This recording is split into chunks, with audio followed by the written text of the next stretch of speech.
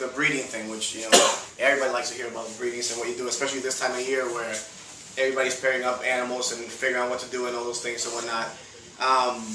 Here's a question for you: how far ahead do you plan your pairings? Not just like this year we're going to pair this and this, but do you make an animal thinking once I hit this, I have this in mind that I want to do with it? How far ahead does your head really go into the future when you're making these plans for the animal? So sometimes I'm making combos. It could be 2, 3, 4, 5 genes, and I'm already going. That 5 gene combo is going to be my magic to this thing. So yeah, you are really thinking. The thing that's really hard to understand is like when we're doing these little videos and I'm pulling snakes out.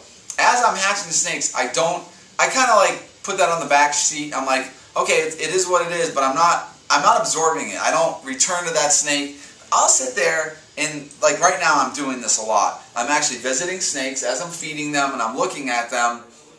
I'm starting to absorb that snake, its potential, the nuances of it, things I can improve on, whatnot. So it takes me months to really absorb it. And it might sound stupid, but really when you start dealing with hundreds of snakes, and I have all sorts of these new bizarre things that might only be one or whatever, and I'm slowly absorbing it, you're starting to go, God, if I start doing this. But as I'm doing it, by hatching out each one of these snakes, I'm also learning how some of this stuff is playing out. Like I'm talking about this het pied thing, and I'm actually starting to think of het pied as it's almost its own morph, because what I'm seeing when I start stacking these genes, the het pied is having a strong effect.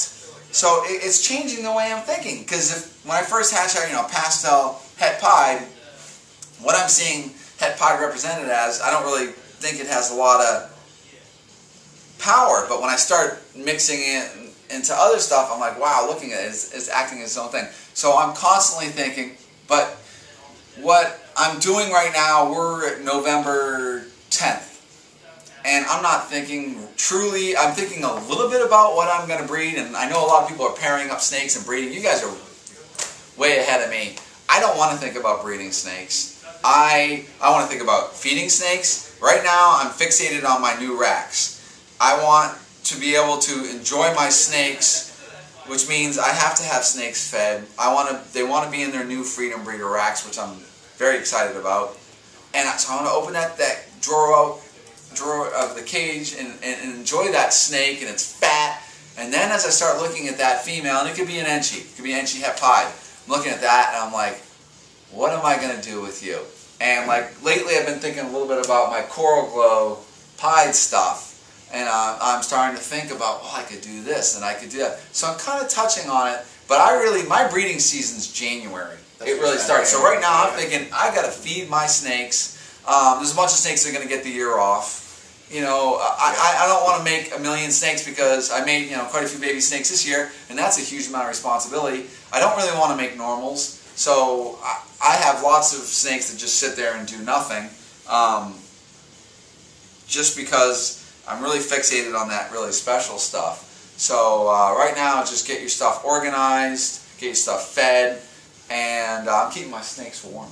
Now, here's a question, and I asked about how far ahead, and so you look into all these things or whatever. There's a snake in this building that's really, really special to me that I just picked right off the bat. When I saw it, it floored me, and I'm still amazed by that animal. And the Magpie, which I picked the name for, so don't blame him for it. It's my idea.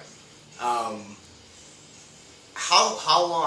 much planning did it take to get to an animal where hundreds, literally hundreds, maybe thousands of people are looking at these videos that I make and are trying to guess what in the world is in it? And I'll tell you this, I read as many responses as I can and post and whatever on the forums.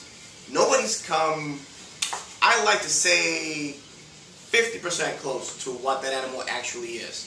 How much planning does it take to make an animal like that? It took a little while. I stumbled on... What's a little while? Well, I stumbled on some of the ingredients that make it, how some things reacted to each other, and I saw the potential in how they reacted, and I'm like, wow, that's doing something that I really wasn't expecting. and it was, you know, making some oval pattern. Yeah, and when I started seeing that, I then was like, well, I know things that are going to reduce pattern, and I kind of combined the oval stuff to the pattern reduction, where it kind of cleans the slate, and ultimately stacked those up there, and it made that snake. Did I predict it was going to be quite like that? No, not at all. But it kind of goes towards, you know, when I was kind of imagining the Magpie, I'm right back to that Long Beach Cal King, the white snake with the black little saddles down his back, and that very stark, you know, contrast. And that is really where I was kind of heading. And you have to look at nuances, because these little nuances, which are slight, are very powerful when you start adding more genes, and you have to kind of follow those directions. And I think I got on some really good directions in some of the stuff I'm making now, because, you know, it's making some stunning looking animals, and it's reading the little things. But it's not just put a couple snakes together and you just stumble on it. It doesn't work like that. You have to see something, and now you got to figure out, well, I got part of the combination, and then I got part of the combination over here. So if I bring these two together, and then they have to breed, and then you see how everything stacks, and then you might get lucky. And a lot of breeders, you know, are doing that with different stuff that they have. Some of those fantastic things. Okay. So. All right. Well, thank you very much, Kevin, for letting me come here and again have full access to this place, and you, and I really appreciate it. I know everybody else does too, that, you know, that you let me do this and bring them, you know, little tips and tricks and little things, and a little insight to nerd and what the big secret is behind nerd and all that stuff. And you know, I really appreciate it. I'm sure that the viewers do also. I think the best thing to leave these guys with would be if you can just tell us what's in the Magpie. No. No.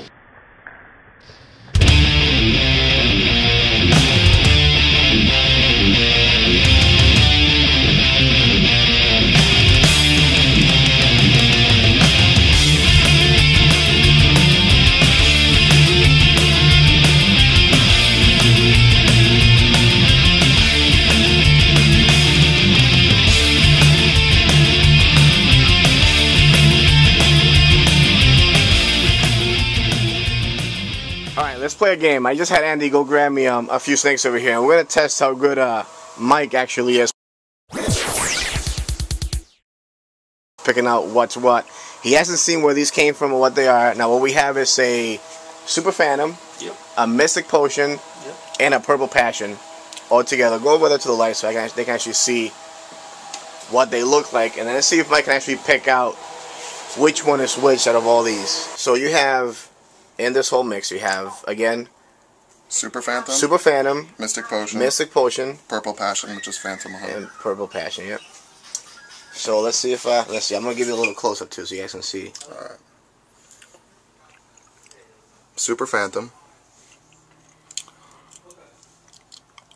This guy's the weird one.